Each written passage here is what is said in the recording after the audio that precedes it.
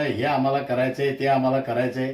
प्रत्यक्ष कृतीमध्ये यांच्याकडे कुठलाही कार्यक्रम नसतो. आता मला सांगा, यांचे व्हिडिओ करायला काय राष्ट्रवादीचे कार्यकर्ते त्यांच्या घरापर्यंत जाणार आहे किंवा ते राष्ट्रवादीच्या कार्यकर्त्याला व्हिडिओ कॉल करणार आहेत? हा कुणाला तरी शिंदे गटातल्याच माणसाला केलेला व्हिडिओ कॉल आहे. यांचेच व्हिडिओ हेच लोक आणतायत आणि आरोप मात्र तटकरे साहेबांच्या वर करतायत. या बाबतीमध्ये आपल्याला सांगेल की जनतेच्या अडीअडचणी, जनतेचा विकास या संदर्भामध्ये कुठलाही मुद्दा शिवसेनेकडे शिल्लक राहिलेला नाही. अधिवेशन चालू आहे, लोक जनता त्यांच्याकडे आशेने बघते, आपला काहीतरी प्रश्न मांडतील. कुठेही साधी चर्चा या रायगड जिल्ह्यातल्या आमदाराकडून आपल्या मतदारसंघाबाबत आपल्याला कुणालाही पाहायला मिळाली नाही. मग हे सगळं झाकून कसं जाईल?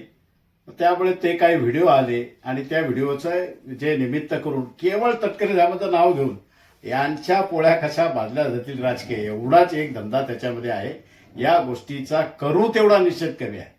जी काय गोष्ट घडेल त्या ठिकाणी तटकरे साहेबांचं नाव घ्यायचं, तटकरे साहेबांना दोष द्यायचा आणि आपण मोकळे व्हायचं, अशा पद्धतीचा एकमेव कार्यक्रम शिवसेना या रायगड जिल्ह्यामध्ये राबवते हे म्हटलं तर वावगं ठरणार नाही. मी तुम्हाला एक गोष्ट या ठिकाणी आवर्जून सांगेन की मतदारसंघातल्या विविध पक्षाचे आमदार, सत्ताधारी असतील, विरोधातले असतील, जेव्हा आपण त्या अधिवेशनातला लाईव्ह कार्यक्रम बघतो त्याच्यामध्ये आपल्या मतदारसंघातल्या सुखसुविधांसाठी, अडीअडचणीसाठी ते आमदार त्या ठिकाणी भांडताना, सरकारच्या बरोबर संघर्ष करताना पाहायला मिळतात. परंतु दुर्दैवाने इथला आमदार, या मतदारसंघाचा जाऊ द्या, रायगड जिल्ह्यातला मला आमदार कोणच दिसला नाही की तो त्या ठिकाणी जनतेचे प्रश्न घेऊन त्या सभागृहामध्ये काहीतरी मांडतोय. हे फक्त कागदावर सांगतात असं आमचं विजन आहे, तसं आमचं विजन आहे, हे आम्हाला करायचंय, ते आम्हाला करायचंय. प्रत्यक्ष कृतीमध्ये यांच्याकडे कुठलाही कार्यक्रम नसतो. आणि मग हे अपयश झाकण्यासाठी यांना एकमेव जो काय मिळालंय ना, फक्त तटकरे साहेबांचं नाव घ्यायचं, तटकरे साहेबांना दोष द्यायचा आणि आपल्या झालेल्या सगळ्या चुकांच्यावर पांघरून घालायचा हा एकमेव उपक्रम हे लोक राबवत आहेत. मी तुम्हाला कर्जतची गोष्ट या ठिकाणी आवर्जून सांगेन की कर्जतच्या आमदारांच्या बाबतीमध्ये आपण इथं आता कर्जतला एक रेल्वे स्टेशनचं काम चालू आहे. त्याच्यामधून पनवेलसारख्या ठिकाणावर मुंबईपर्यंत जाणारा प्रवास त्या ठिकाणी होणार आहे. त्या ठिकाणी येणारा जो रस्ता आहे, त्या रस्त्याचा जो पूल आहे, तो पूल रेल्वेचा ओव्हरब्रिज जो आहे तो अतिशय अरुंद आहे. कर्जत तालुक्यामध्ये प्रचंड प्रमाणामध्ये आज ट्रॅफिकचे प्रश्न आहेत. कर्जत तालुक्यामध्ये प्रचंड प्रमाणामध्ये पाऊस असताना पाण्याचे प्रश्न आहेत.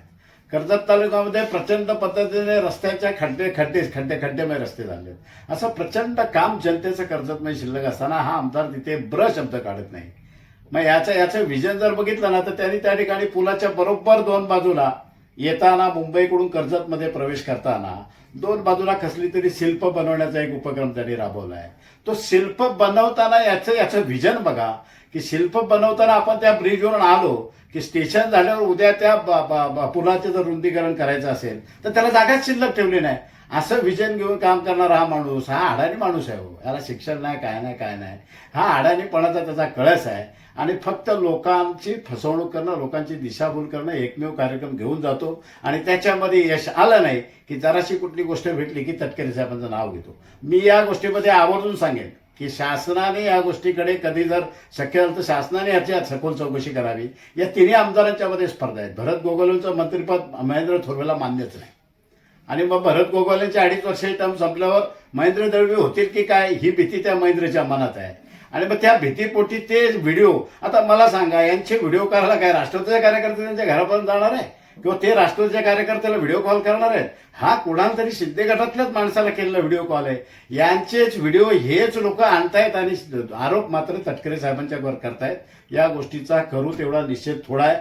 मी आता मगाशीच एक बातमी ऐकली की आदरणीय आमचे नेते अजितदादा यांनी त्या ठिकाणी रायगड जिल्ह्यातल्या या राजकारणावर समझोत्याचा कुठेतरी पाऊल टाकलाय आणि म्हणून मी फार तारतम्य ठेवून या गोष्टी या ठिकाणी बोलतोय.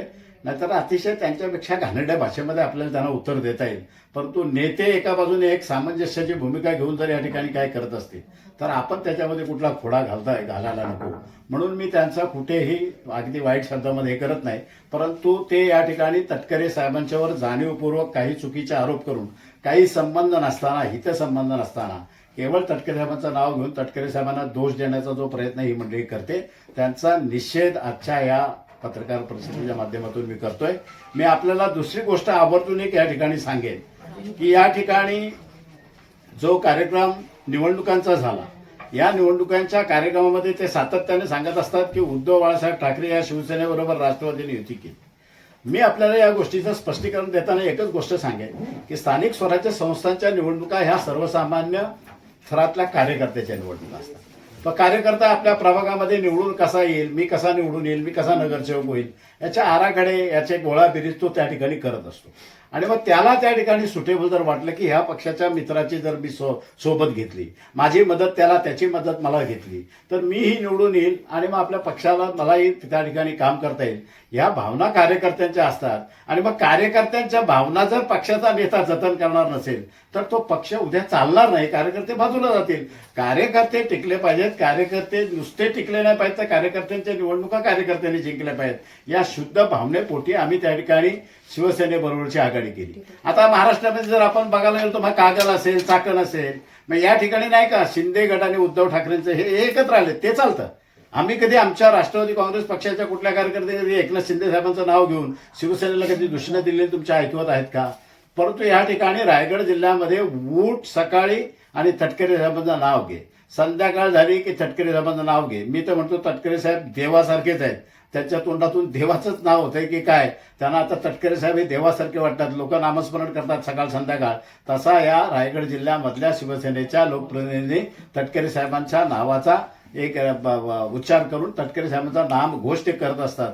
आणि त्यांना त्या ठिकाणी देवाच्या याच्याने सुबुद्धी यावी की त्याने अजून सुधारावं.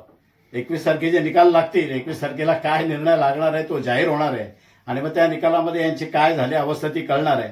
इथे या ठिकाणी राष्ट्रवादी काँग्रेस पक्षाने कुठेही भांडणं या निवडणुकीत केली नाही, कधी कोणाशी कुठला संघर्ष केला नाही. यांचा संघर्ष आपल्याला पाहायला मिळाला, यांच्या लाठ्या काठ्या, मारझोड, गाड्या फोड, हे कर, हे सगळं बघायला मिळालं. यांचे जे संस्कार आहेत ते बघायला मिळाले. यांच्या चुका झाकण्यासाठी तटकरे साहेबांना दोष देणं हा एकमेव कार्यक्रम इथली शिवसेनेचे लोकप्रतिनिधी राबवतात. मी त्यांचा पुन्हा एकदा जाहीर निषेध करत आहे. आपण आता ती चर्चा होऊ नये म्हणून घडल्या तटकरे साहेबांचं नाव घेतात ना, ते तुम्हाला असं बरोबर फिरून टाकतात ना. ती चर्चाच होऊ नये. माझं एकच स्पष्ट म्हणणं आहे की शिवसेनेचे जे आमदार आहेत त्या आमदारांच्या व्हिडिओ कॉल राष्ट्रवादीच्या कार्यकर्त्याला येणारच नाहीत. त्यांचे व्हिडिओ कॉल असतील किंवा त्यांच्या घरापर्यंत जाणारा हा शिंदेच्याच शिवसेनेचा कार्यकर्ता असू शकतो. तेच व्हिडिओ बनवणार, तेच त्या ठिकाणी व्हायरल करणार आणि दोष तटकरे साहेबांना देणार. हे का ते करतायत? मी तर म्हणतो ते व्हिडिओ त्यांच्याच लोकांनी बनवलेत आणि त्यांच्याच लोकांनी त्यांच्या लोकांना अडचणीत आणण्याचा प्रयत्न केलाय. कदाचित हे सगळे व्हिडिओ महेंद्र थोरवेंनी त्या दानवे साहेबांना दिले की काय? कारण दानवे साहेबांनी महेंद्र हे एकत्र पक्षामध्ये होतेच की. 2 वर्ष झाली शिवसेना सोडून महेंद्र थोरवेंनी, हे पूर्वी एकत्रच शिवसेनेचे कार्यकर्ते. माझ्या मते तटकरे साहेबांच्या पेक्षा दानवे साहेबांचे आणि महेंद्र थोरवेंचे संबंध खूप चांगले असू शकतात, कारण ते एका पक्षात त्यांनी अनेक वर्ष काम केलेलं आहे. त्यामुळे ते फक्त झाकण्यासाठी झटक्याने एखादी गोष्ट घडली की तटकरे साहेबांचं लक्ष, तटकरे साहेबांचं नाव घ्यायचं, मीडियामध्ये ते नाव, त्याचा नावाचा उल्लेख करायचा आणि घडलेली जी सत्य घटना आहे तिच्यावर पाणी टाकल्याचं. हुशार आहेत ते सगळे मंडळी या बाबतीमध्ये.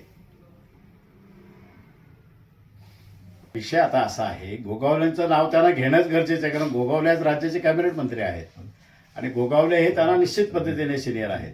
परंतु गोगावलेंना जे मंत्रिमंडळामध्ये जे स्थान दिलं आहे ते काहीतरी 2.5 वर्षाचा असं त्यांच्या संघटनेचा निर्णय. तो काय एवढा त्या लेवलचा आपल्याला माहिती, पण 2.5 वर्षानंतर ते कोणाला तरी दुसऱ्याला देणार आहेत. मग ती दुसरी संधी महेंद्र दळवींना मिळू शकते आणि ती महेंद्र दळवींना मिळू नये ह्या भावनेतनं हे सगळे व्हिडिओ महेंद्र थोरवेच व्हायरल करतो आणि तटकरे साहेबांचं नाव घेतो, असं माझं म्हणणं आहे.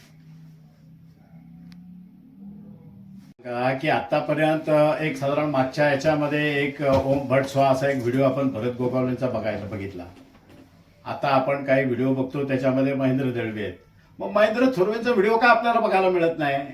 याच्यावरून साधी गोष्ट आहे. महेंद्र थोरवे खाजगीत बोलताना कित्येक लोकांशी, माझे मित्र आहेत जे महेंद्र थोरवेचे मित्र आहेत, त्यांच्याशी महेंद्र थोरवे सांगतात की पुढचा मंत्री मीच आहे.